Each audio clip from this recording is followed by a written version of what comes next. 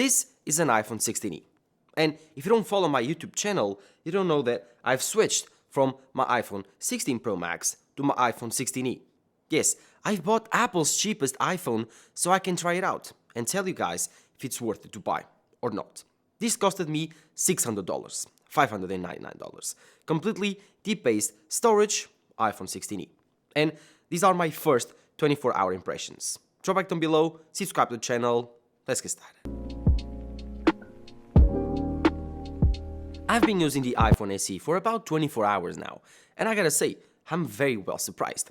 This iPhone is amazing. I mean, it's cheap, yes, it's $600, but in the way that it compromises, I don't really care.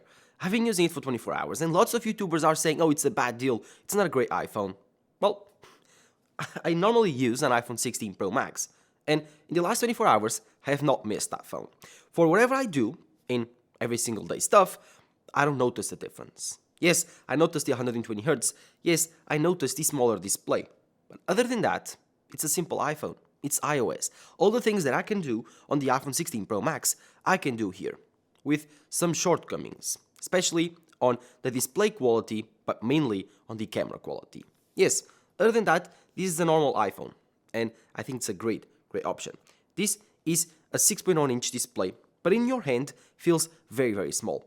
And I've been enjoying that so much. This phone is so much lighter, so much smaller than my iPhone 16 Pro Max. And you know what?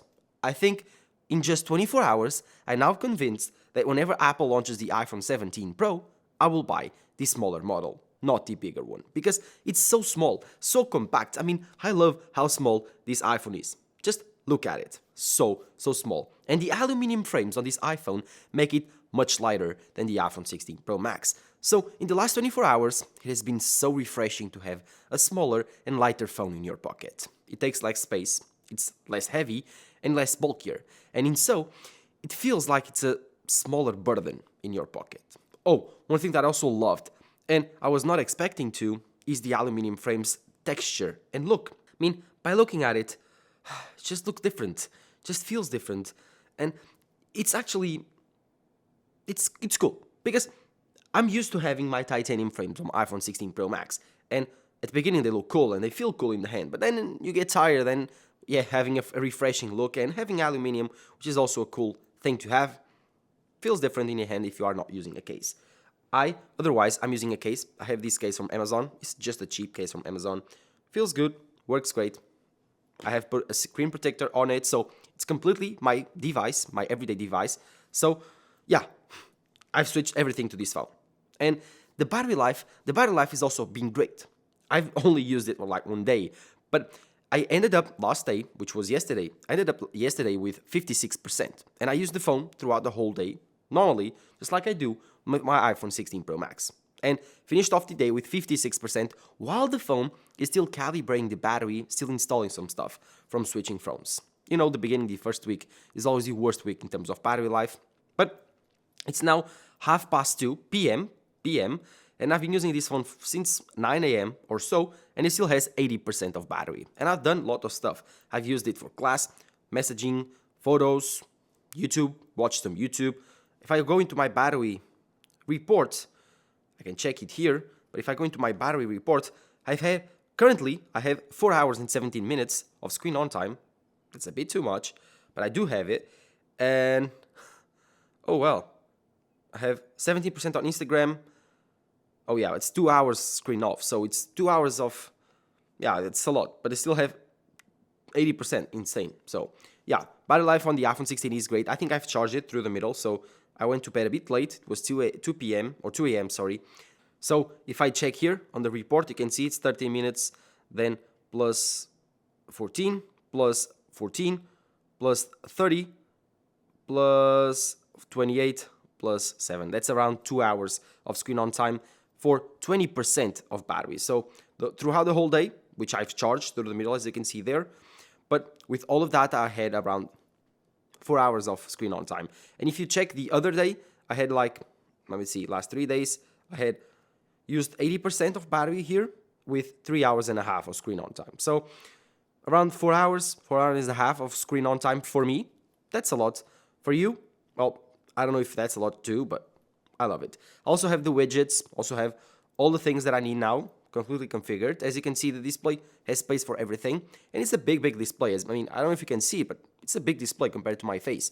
It's not as bright as my iPhone 16 Pro Max of display, and with the studio light becomes difficult to see, but it's not bad. It's 60 Hz, and 60 Hz is something that I was thinking, oh, I will notice. You know what? In the last, 24 hours, completely forgot that this phone is 60 Hz. Don't even care. And I notice 120 Hz. I love 120 Hz. ProMotion display technology is insane on my 16 Pro Max. But I have not even cared once that this phone is 60 Hz. After 1 hour, completely forgot that it was a bit less smoother, and now completely used to it, and I love it. It's not a big downside, it's not a downside, it's not an issue at all. And so, I kinda understand why Apple has kept 120 Hz for the newest and shiniest Pro iPhones. Because the average consumer won't notice, and Apple can save lots of money and make the iPhones cheaper by just using 60 Hz. And I don't think they will put 120 Hz anytime soon on the cheaper iPhones. Does not make any sense, because why? Why put something that people won't notice and is purely aesthetic? Does not make any sense for me. So 60 Hz is completely fine. Have not noticed that at all. I've noticed that it's there, but I'm not complaining. And the display experience for a $700 iPhone is really, really good. An OLED display that's 6.1 inches. I don't really care about the notch. I sometimes miss the dynamic island. One thing that I miss though a lot, it's the always on display. So this display is not always on. If, as you can see there, if I lock this iPhone, this one is on, this one is off. If I turn it on, off, this one is always on. So as you can see, it shows the time all the time. This one does not. And it's something that I noticed more than 120 Hz. So always on display, always on technology, in my opinion, is more important than 120 Hz, something that I've missed while using the iPhone 16e. USB-C, great. Can use the same charges that I use with my iPhone 16 Pro Max here. But one thing that it does not have, and I miss it so much because I charge this phone, is MagSafe. I charge my iPhone 16 Pro Max every day via MagSafe. And now, well, the iPhone 16e does not have MagSafe. And it's so annoying because now whenever I want to charge my iPhone, I have to go to correctly place the pad on the back so it does not fall off and not charge my iPhone. That's annoying. MagSafe is something that I would thought, it's a gimmick. It is not. Something very, very important. And yes, you can buy cases with magnets to align, but I have this Amazon case like I told you, and whenever I put this iPhone 16e inside, it does not any type of magnetic pull on the back. So I need to find something, some type of magnetic sticker, something to align with my MagSafe cable, but this issue could be resolved if Apple just put MagSafe on the back. It's so cheap to put. Apple should have MagSafe on every iPhone. Should be Apple's charger for the future. And by the fact that the 16e does not have it, makes me wonder if Apple will kill it in the future or not. But I love MagSafe. It's such a cool port, something so good to use that I use every single day, and the 16e does not have it, and just keeps me from keep using this iPhone. At least keeps me for thinking of, oh, maybe I sell my 16 Pro Max and simply use the 16e. It's so cheap, costs like $600. When compared to my $1,200 iPhone, it's double the price. So I could sell my iPhone 16 Pro Max today and make like $400 just switching to the 16e. But the MagSafe port keeps me from doing that. And the other thing is the cameras. I love taking photos with my iPhone. I mean, when I say I love taking photos. And I currently enjoy a lot using the 3-camera array on my iPhone 16 Pro Max. It's so good, especially that 40 megapixel main sensor. It's huge. It's amazing. The background blur that you can get, the bokeh.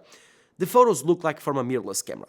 They are getting close, guys. They are getting very, very close of mirroring a mirrorless camera on your iPhone. And the 16 Pro Max is the best camera in the world, in my opinion. I've tried the Samsung S25 Ultra, the Google Pixel 9 Pro. This is the best flagship camera in the world.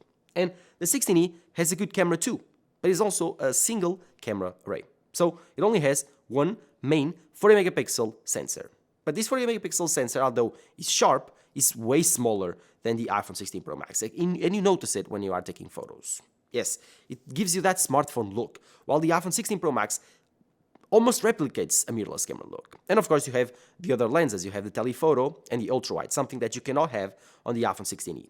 I mean, I'm not saying that the iPhone 16e has a bad camera.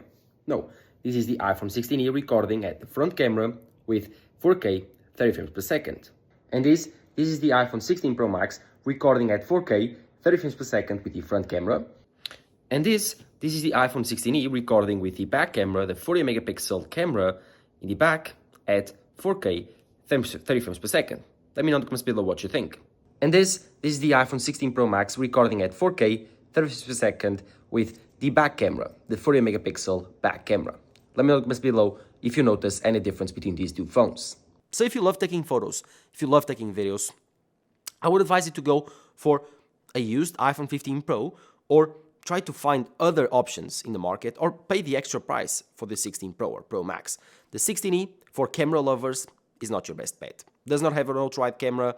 It does have a 2x zoom optically because it's cropping in on that sensor, but because the sensor is smaller, the quality degrades. So if you compare video, if you compare photos, all of them, you will notice a difference between the iPhone 16 Pro Max and the 16e, and the differences are quite noticeable. So if you want an iPhone simply just for social media, the 16e does the job. But if you want to take photos and videos and you have a huge hobby doing so, then the 16 Pro Max is a way better choice. And going for older iPhones, older Pro iPhones like the 15 Pro, 15 Pro Max used, it's a way better option than paying $600 for the iPhone 16e. But these were just my first 24 hours. I will have a more extensive review coming up in the next few weeks, so subscribe to the channel so you don't miss that video. I'll have camera comparisons, day in the life videos, all of that. If you like these types of videos, drop a like down below and subscribe to my channel.